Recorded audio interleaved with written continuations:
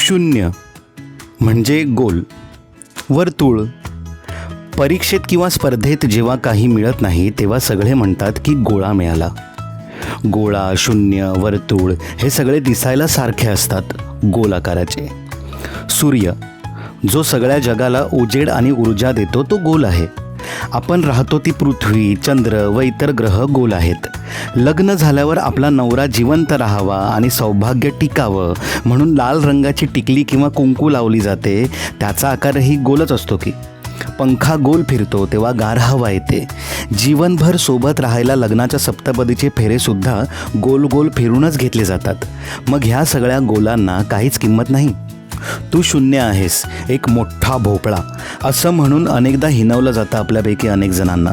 त्या सगळ्यांना माहिती नाही की शून्याला सुद्धा एक किंमत आहे. फुटबॉलमधला शब्द जरी इंग्रजी असला तरी जिंकण्यासाठी जे करावं लागतं त्यालासुद्धा गोल म्हणतात ना. आजकाल तर सोशल मीडियावर फ्रेंडशिप गोल, कपल्स गोल, फिटनेस गोल, सक्सेस गोल असे अनेक गोल सतत फिरत असतात. शेवटी एकच म्हणेन की तुम्हाला कोणी म्हटलं की तुम्ही 0 आहात म्हणजेच एक शून्य आहात तर हताश होऊ नका, खचून जाऊ नका. तुम्ही लोकांना दाखवून द्या की जर ते 1 आहेत तर तुम्ही त्यांच्या सोबत असलात तर ते एकाचे 10 होतील. त्यांची किंमत तुमच्यामुळे वाढेल. जगात कुणी 1 नंबरला असेल, कुणी 2 नंबरला असेल किंवा 3 नंबरला असेल, पण ह्या प्रत्येक नंबरची किंमत वाढवायला त्यांना सोबत एक गोल आकाराचा शून्य लावावाच लागेल.